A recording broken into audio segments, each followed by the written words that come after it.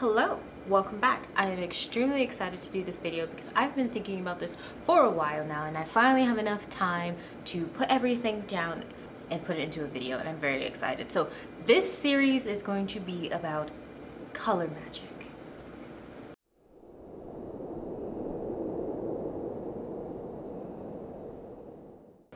Color is important. You have no idea how many things you could do with color. By the way, I look a bit shiny. It's because I don't have my AC broke. It's 86 degrees in here, and please excuse the fan noise if you hear the fan noise. I mean, I'm hot. I have a poor little dog next to me. She's hot. I have a cat. We're all hot up in here. That's why I'm like a little shiny. I try to stay beautiful though, but you know, it's melting off the makeup. Anyways, today we are going to start with purple. Personally, purple has always been my favorite color. It's been a color that I have been represented by for a very long time, and I still am. And I don't mind that at all. So I like to start with the smaller details and I like to branch out. We're going to begin with what purple is associated with. Now, purple is associated with a lot of things, and many of those things many people already know, such as relaxation is a big one, calmness, mystery, royalty, divination, psychic ability, psychic connections, and spirituality. There's a lot of other associations that are attached to the color purple, and if you personally find one that you like that I did not say, by all means keep it. It probably is associated with purple in a very personal way to you, and that is always a good thing. Remember to always look into your heart and understand what you're thinking and apply that before applying anybody else's theory. So those are just a few things that I know purple is associated with. Also, it's associated with protection. Now let's go a little deeper and let's talk about the range of the color. Now, purple can obviously be in a beautiful light baby soft purple, or it can go all the way down to a really rich deep dark purple, and each of those things will have a different meaning depending on, you know, what shade it is, what your intentions are. So let's start with the light purple. So light purple is going to give you a really sweet, soft, calming type of energy, healing energy that is needed. An example will be lilac. And then we have the regular purple, which are associated with the things I talked about previously. Next, you're going to have the really dark, intense, deep, beautiful, rich purple. And that purple is going to be a little more reserved in its energy. It's going to be a little more stingy. It's going to be a little more strict. It's going to be a little more royal. That purple is usually associated with royalty. It's usually associated with mystery. It's usually associated with divinity. So those intense, dark, deep purples are going to give you a different meaning than those beautiful, light, sweet, soft baby purples. A good example of the dark purple is a royal purple. Perfect. So keep in mind, whenever you have an intention, whenever you have a goal, what color are you going to use and why?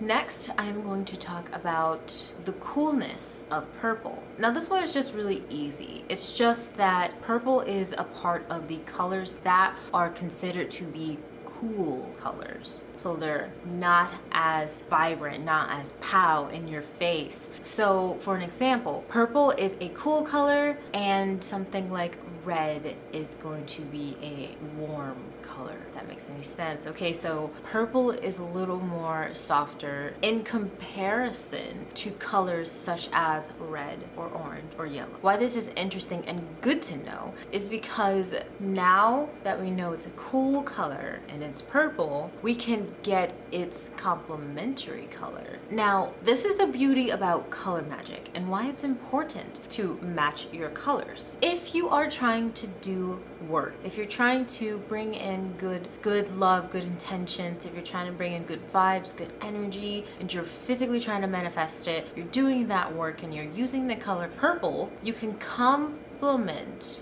you can complement your work by using purple's complementary color. Each color is going to have its own complementary color, and as I go down, as I continue the series, we'll learn about all the complementary colors, so you don't have to worry about that. Purple's complementary color is going to be yellow. I know, it's kind of crazy. The cool purple has a complementary color in the warm range. That's why it's important to first understand which colors are part of the cools and which ones are a part of the warm. So when you are trying to do your magic and you have something purple, try to enhance your magic by using something that is yellow.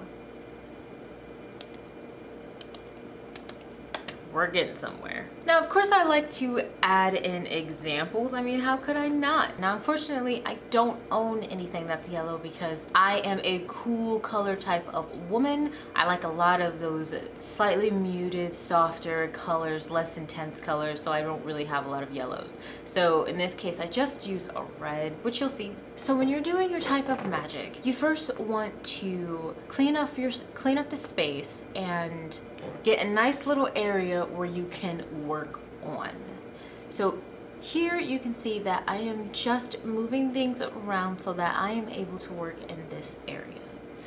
You can also see that the essential oil lavender is on the table. Now I am going to be using lavender. No, it is not the color purple, but it's going to help me visualize that purple essence whenever I am doing my work. And that's going to be important. If you need to have associations, don't be afraid to add aromatherapy. So here I am going to be doing a salt jar, and I'm showing you that you can use either the iodized regular table salt, so you don't need to go out and buy anything expensive. This salt is pretty cheap, it's pretty inexpensive. So for your salt jar, you can either use the regular iodized salt or you can use this Epsom salt. I've had this Epsom salt for a while and I've used a lot of it. I really like Epsom salt. You can use it for a salt soak, a salt scrub. It's really versatile. I like using it in my magic. So I chose to go with the Epsom salt, but by all means, if the regular iodized salt is all you have, use it. And you can see that I am using the lavender, and as I said before, it's going to help associate the color with whatever magic word you're using. These are dried stems of lavender. Of course, I have to add lavender in there. They're not 100% purple anymore, but they will still help. Nothing's ever perfect, but we always can try. Now here I'm going to be charging the salt with this purple or amethyst crystal. Amethyst is usually associated with protection, and since I'm using amethyst to charge my salt, I will be using it in this magic.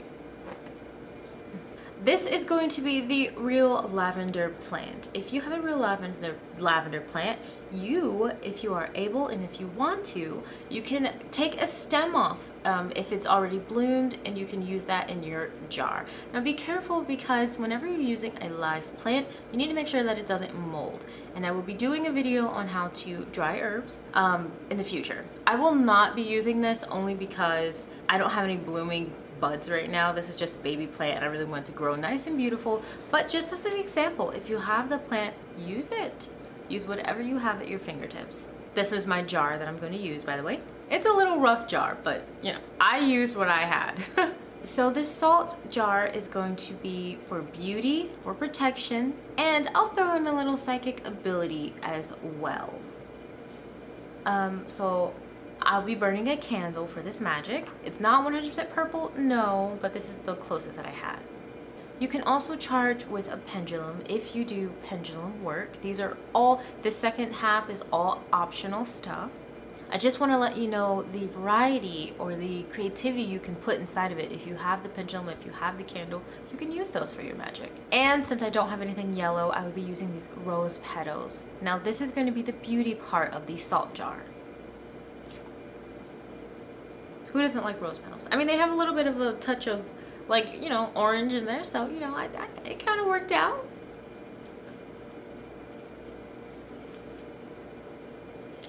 Make sure as you are choosing your items, you have your intention in mind, you have your goal in mind.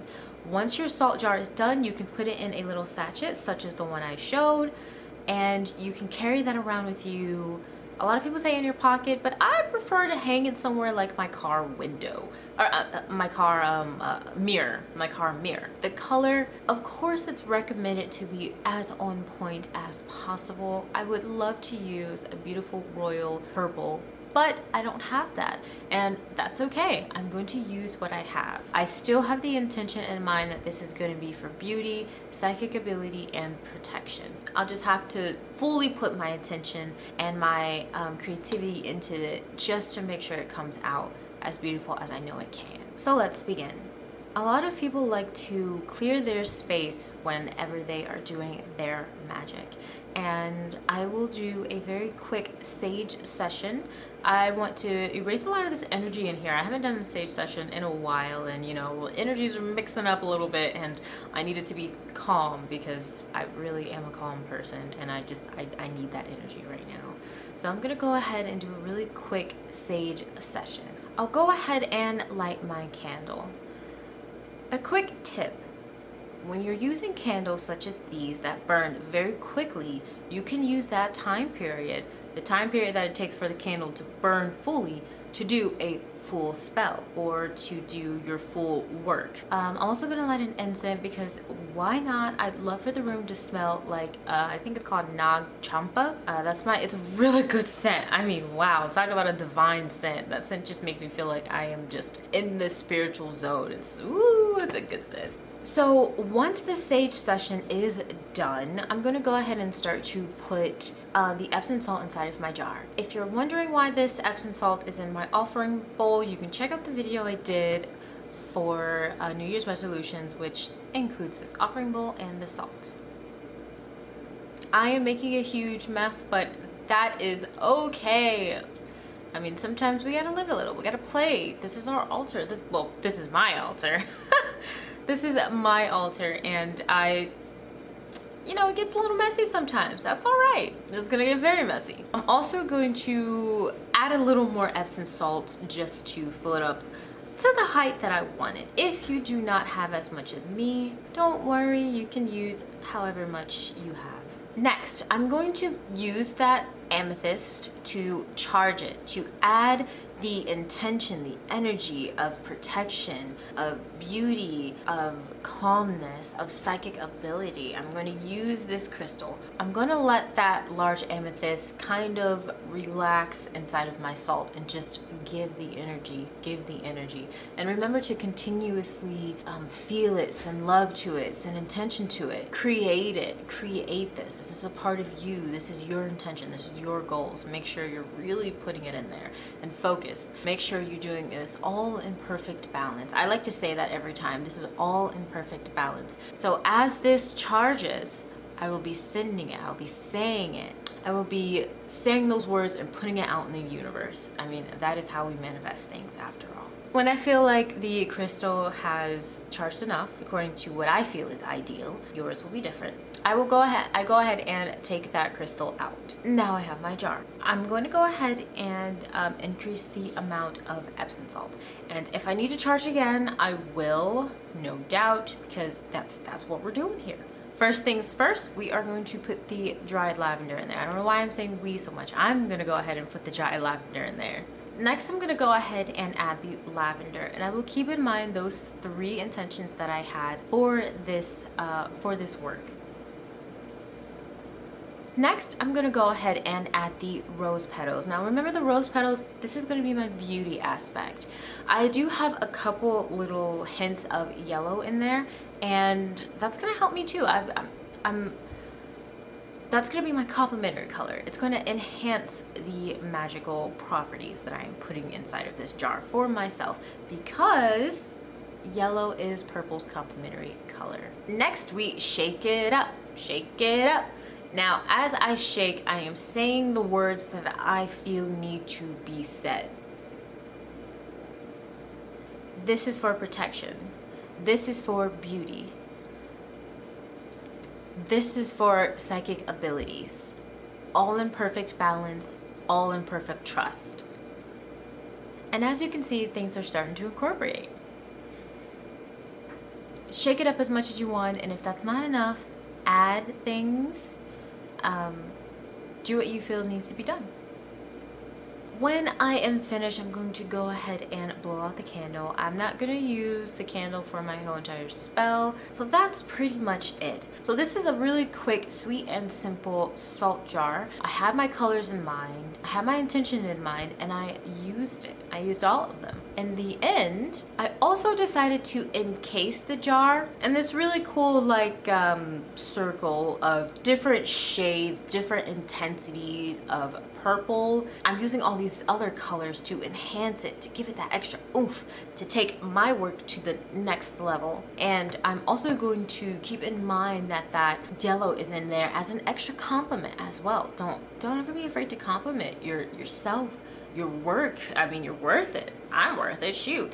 We worked hard, okay? So this circle just encases it with all these different intensities of the color purple in its complementary colors. What we did here was we used all the different types of colors that I went through, all the different aspects of the color, the intensity, the coolness of it, and its complementary colors to make something that I'm proud of and to enhance the magic that we had within ourselves. That's the goal. Every time I try to do something like this, I'm always looking for ways to enhance it, and that's what you can do whenever you utilize a color. Please stay tuned for the next video. I will be uploading probably another color just to show all the different ways that you can understand color magic and color theory. Thank you for being with me. I hope you enjoyed. If you liked it, give me a thumbs up. If you didn't, also let me know. That way I can maybe refine these, make these a little better. Constructive criticism is always welcome. So thanks. I am Eli.